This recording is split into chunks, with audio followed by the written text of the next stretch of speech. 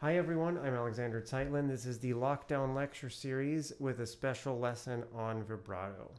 So there are so many ways to approach the teaching of vibrato.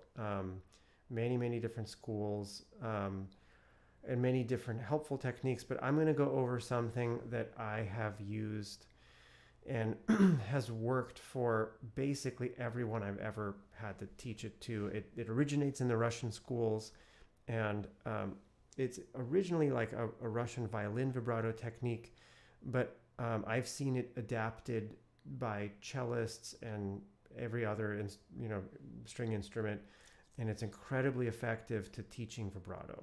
So first, let's just talk about what vibrato is.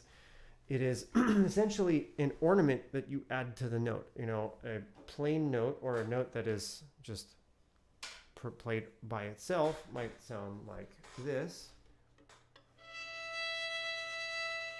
And then if I add vibrato, now generally we think of vibrato affecting the color of our sound. I could make it sound more relaxed or more intense, or narrower or wider. All affect the different colors and moods I can place on my notes. So let's take a look at how to develop it, because it looks like I'm just freely wiggling, but I tell you, your hand, your fingers, they're not really made to do this motion. You have to teach them this motion in a controlled way. So if you were to slow it down and look at vibrato, essentially what's happening is my finger is rolling up, forward like this, and then rolling. I'm trying to get my other fingers out of the way. Up, forward like this, and then back like this. It rolls forward, and then it rolls back.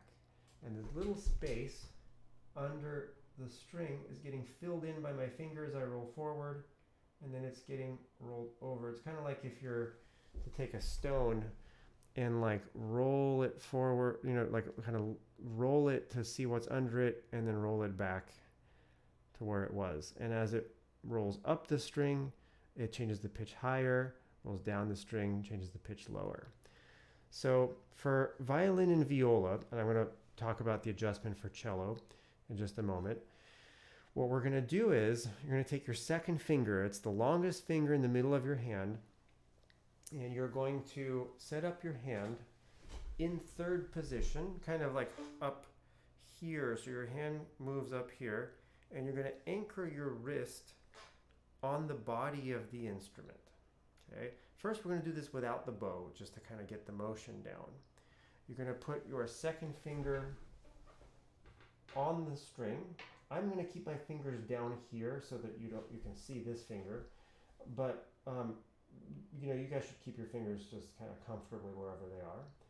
So I want to just put it in a neutral position, and I'm going to roll my finger up. I'm going to curl it up over the fingerboard and then back down under the fingerboard, but I'm never going to remove my wrist from the body of the instrument. I'm going to curl it up and then back down, and then up and then back down. You guys should try this motion by itself first. Careful not to slide the finger up and down. Careful not to rock it side to side. You're going to curl it up this way and back down that way. And it should kind of look like you are trying to reach over the fingerboard and then back under the fingerboard. We're trying to develop as much range of motion as we can. If I were to add the bow, it would sound like this.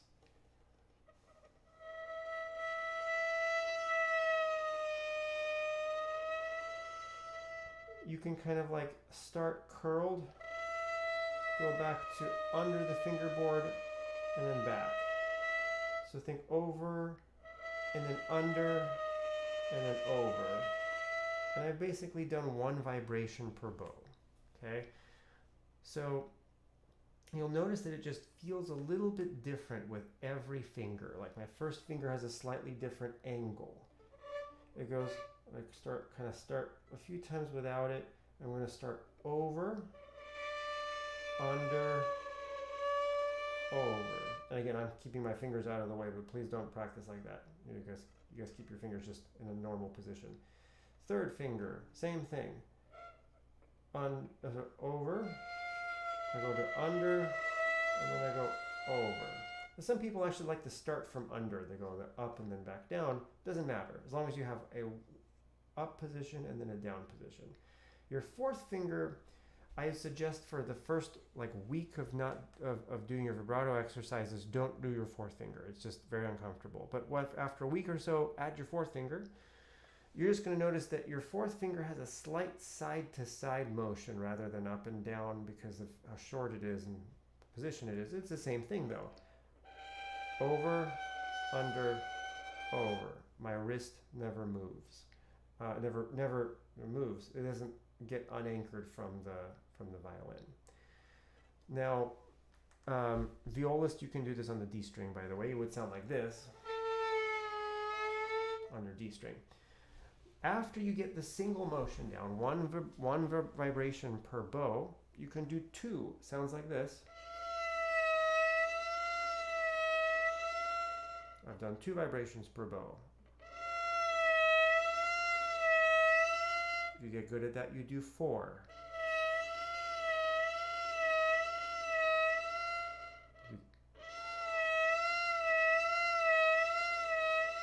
If you're good at 4, you do 8.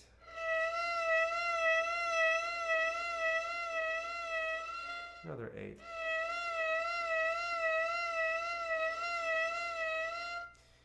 And the sequence is you do it for every finger, 4 bows of 1 in a bow, 4 bows of 2 in a bow, 4 bows of 4 in a bow, 4 bows of 8 on a bow.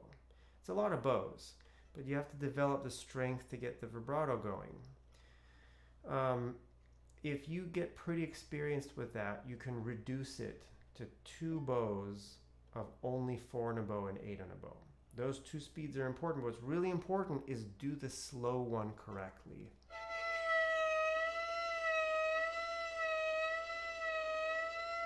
Make sure it goes slow because that's what really it's the only time you can really check the shape of it is when you're going slow.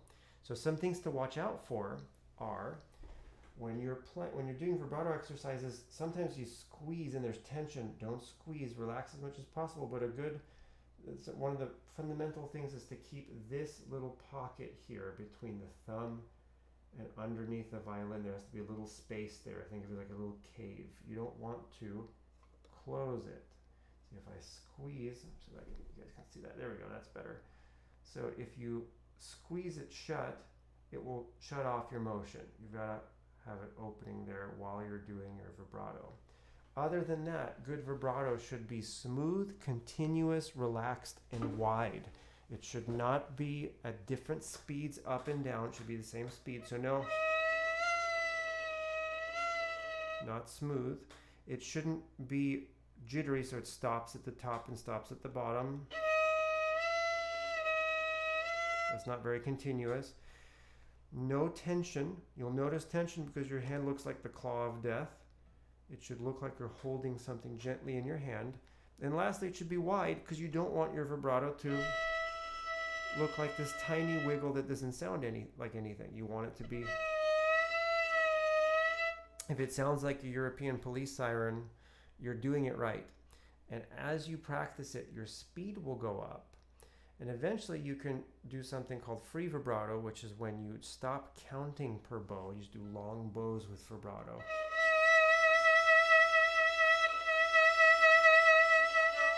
And when you finally get good at free vibrato, then I would suggest bringing your hand down into first position.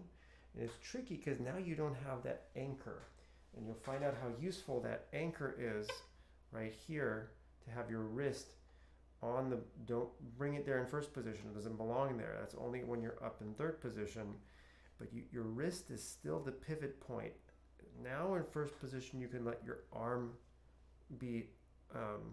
you can let your arm have some effect.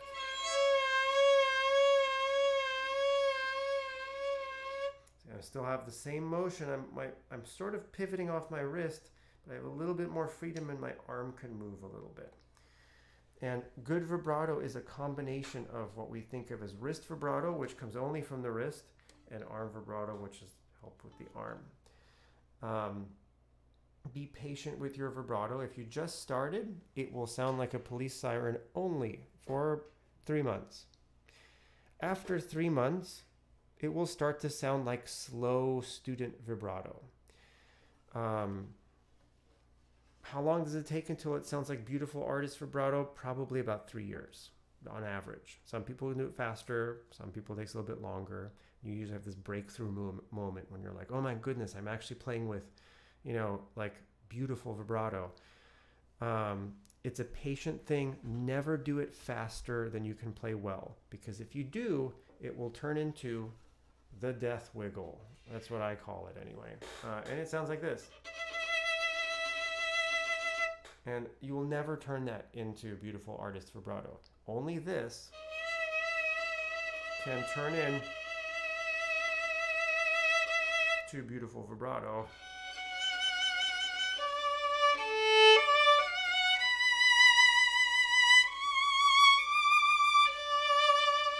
So be patient with it. One small note for our cellists, a couple small notes. You guys don't have a wrist on position for your vibrato.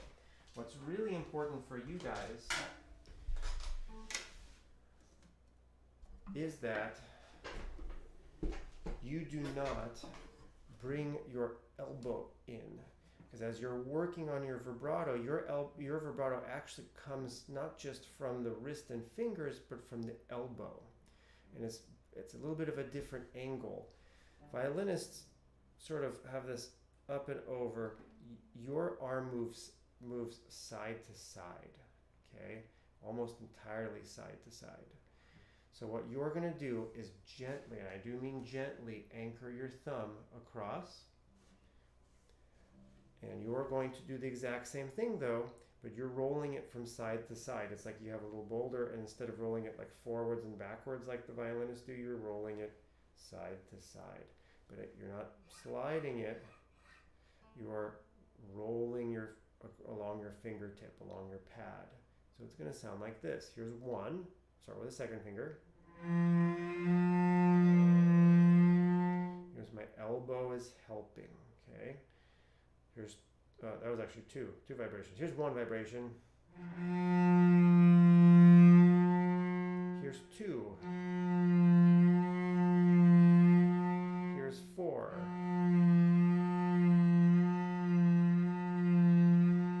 And here's 8.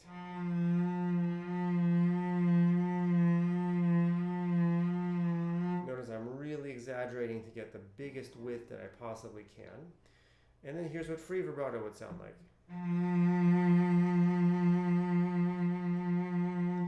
Now, a good artist level cellist vibrato actually is not as fast usually as violinist vibrato. In fact, even viola vibrato is often played slower than violin vibrato.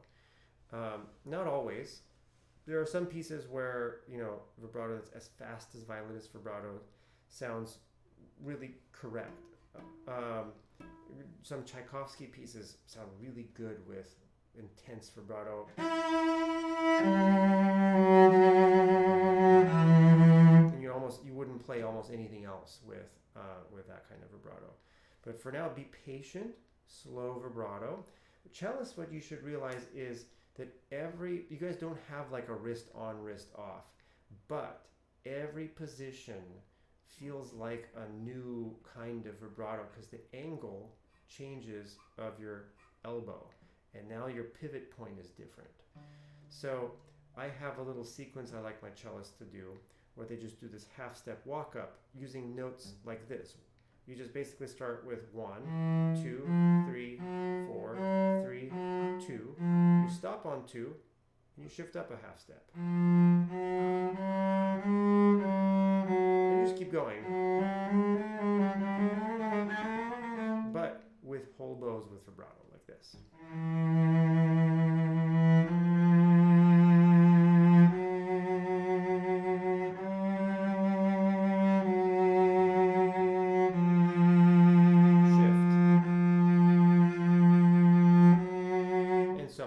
go walk up the sequence that way. They usually have them do a set of these, about 7 of these in lower positions, and then for you guys who play in thumb position, a whole nother set of them in thumb position. So because it's also a completely different angle of vibrato. This should be enough to get you guys started and working on your vibrato. It feels more satisfying, all of you, violinists, violists, cellists, bassists even. Bassist, your vibrato exercise is exactly the same as cello's vibrato exercise. It feels more satisfying to play with faster speed vibratos. But if you play faster than you can control it, you are just destined for the death wiggle. I'll tell you, once you have your vibrato that turns into a death wiggle, it is so difficult to undo it. I mean, it takes a long time. Sometimes students have to stop playing with vibrato for 2 or 3 months so they can erase the muscle memory so they can then play again. So don't rush the process, but do work on it all the time. Students ask me like, well, how long do I have to work on this vibrato exercise? I have been playing for a long time. The last time I did my vibrato exercise was this morning when I practiced.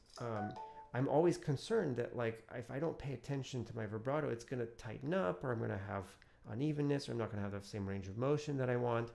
I don't spend a lot of time on it, but a little bit every day makes a ton of difference. That's it for the vibrato lesson. I'll see you guys next time.